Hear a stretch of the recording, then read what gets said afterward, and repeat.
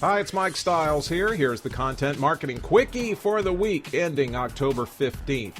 What I'm going to say isn't going to be pretty, especially if you're a Pollyanna content marketing advocate. But sometimes I just have to rip off the Band-Aid.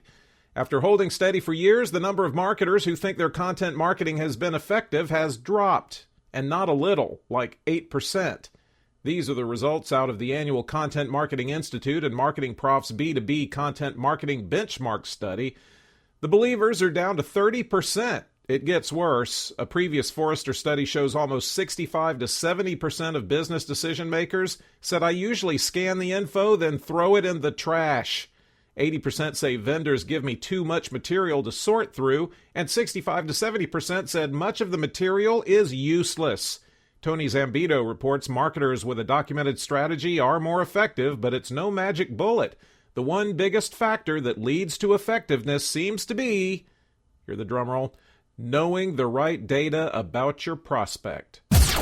Hey, remember when you as a brand got totally screwed with Facebook's bait and switch, where you went out and built up an audience for them using your page and then they denied you access to your own fans unless you paid them? Yeah, that thing you fell for. Well, now it's probably going to happen on Instagram, and why wouldn't it? Maybe brands were too embarrassed to admit they'd been had, so they kept playing along and paying up. David Cohen reports that LocoWise studied 2,500 Instagram brand profiles through September and found follower growth was 0.25%, and engagement per post was 1.76% of the post's audience. 93% of posts were photos, while 7% were videos, which might be just as well because pictures got a 1.85% engagement rate, while videos got only 0.9%. No one seems to have anything to say about your stuff either. 98.12% of engagement was likes. Comments were just 1.88%. But if you're going to happily spend money, it's interesting to note the click-through rate on Instagram does beat Facebook, 1.5% to 0.84%. With 25% of marketing spend going to content creation and execution, that's what the Content Marketing Association in the UK says, it might be worth knowing why people share content and what content formats they're sharing. Most, 35%, share because the thing has real value. 31% share to brand themselves. 15% share because the content is timely. Isabel Wagner writes that when it comes to formats, written editorial leads get shared the most with 37%, but pictures at 33% and videos at 25% are catching up pretty quickly. The kinds of pages that get shared the most are editorial at 27%, corporate social responsibility and charity at 20%, and news pages at 17%. What doesn't get shares are company info and product pages. Oh, and you labored over those product pages. Are you a writer? Are you a good one? Neil Patel says you're solid gold because while getting copy isn't hard or expensive, finding writing that can perform amidst a glut of constant content is extra hard. He says you need 5 skills. Writing skills, which you'd think is a no-duh, but it's startling how much corporate content gets published with juvenile-level poor grammar and spelling. Master headline writing, because research shows 80% of viewers read only the headline. Awareness of user experience, specialization, which is what your distinguishing factor will be if you're out there marketing yourself as a writer, and marketing awareness, coming to grips with and embracing the fact that you are a marketer and what you're writing fits into a bigger marketing strategy picture. Now go get writing right. So what do you want to be, a platform for content or a maker of content?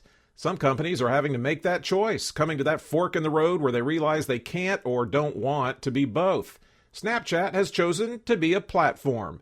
They shut down Snap Channel, their in-house video network. It lasted 9 months and the 15 people in it were let go or reassigned. Medium made that same choice. They reduced production, shuttered sites except for Backchannel and Matter, and cut their freelancer budget. Sorry, freelancers. There are benefits to coming to grips with the fact you won't be all things to all people, you have a clearer purpose, and you save money. What companies like Medium and Snapchat have discovered is creating content that's good enough to make big things happen is harder than getting off Mars if you're Matt Damon. I don't make it a habit to swear on this podcast, so I'll just say Zenith Optimedia chief Ian Perrin says there are crap loads of badly created brand content flooding the market. He said this to a radio industry gathering because he felt they have the credentials to do good content. He said, radio has some really great assets. You've got some really great talent, and you have an audience. What he doesn't know, that I do since I came from the radio industry, is that industry is vigorously trying to dump the expense of having great talent. He went on to say, one of the problems I think we're going to see come full circle is because anyone can produce their own content, they therefore think they have a right or ability to produce great content. Nick Christensen reports in Mumbrella that Ian took media agencies to task for commissioning a lot of that really, really bad brand content. The video platforms have learned, or are in the process of learning, that just hosting videos might not get them where they want to go. You've got to make original content to draw people loyally to your channel. So Dara Hansen writes for Stream Daily, Vimeo's got some original programming ready to go, partnering with some of their most successful makers. See, they're going to do the be the platform and the content maker thing. Vimeo's Sam Tolles said, we've licensed content exclusively before and put our money on the line, but now it's not just about financial resources. It's the weight and influence of our brand and putting the company's mark on content we believe in. The creators own their intellectual property, and the shows are sold on Vimeo on demand for a transaction fee. Then, once Vimeo gets their money back, 90% of the revenue goes to the showmaker. First up is Bianca Del Rio's Rolodex of Hate comedy special from Roy Haylock, David Charpentier, and Jacob Slane. There aren't necessarily a lot of laughs going on at Onion Labs these days. That's the video studio and in-house agency arm of the parody news site The Onion, set up in 2012 with the aim of making content for brands in The Onion's hip, funny, sarcastic voice. Lucia Moses reports it had clients like Dove, MTV, and Orbitz, and it was making money. Just not enough money.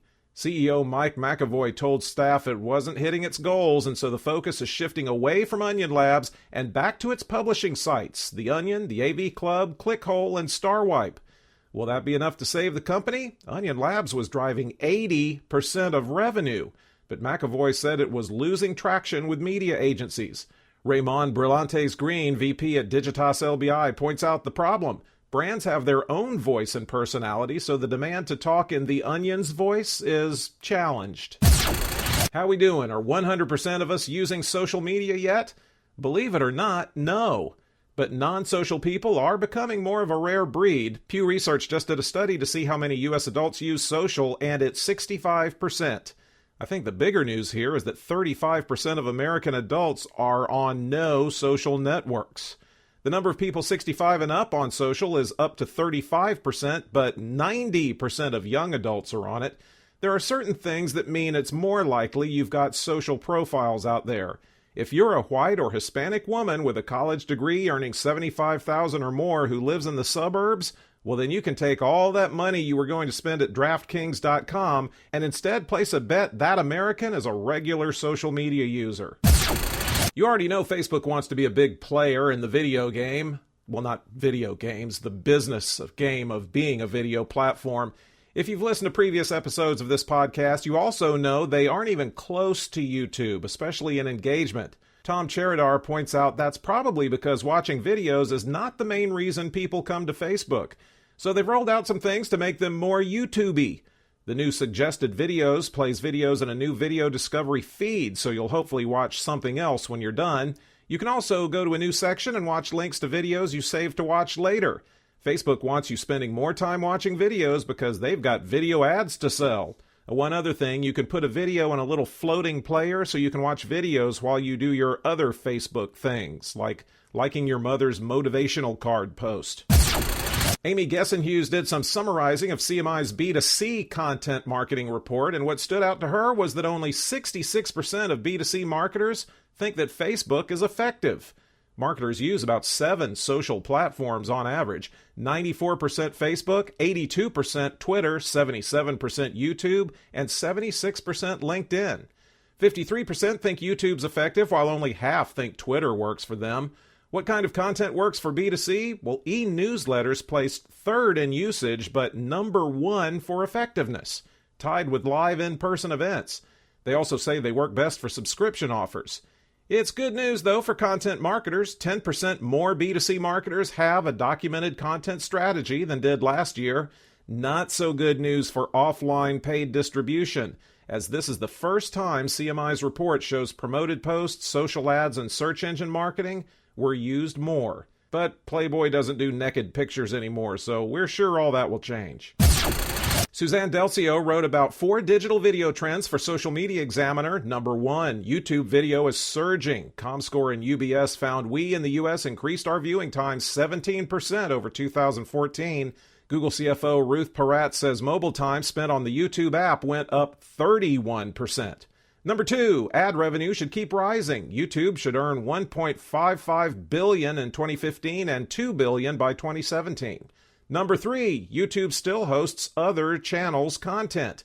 Companies like Snapchat, Facebook, Twitter still seem to need YouTube to fuel video content. Number 4, young audiences follow brands on YouTube. Animoto found 75.5% of 18 to 35-year-olds do that versus 57.6% of the total digital video viewing audience.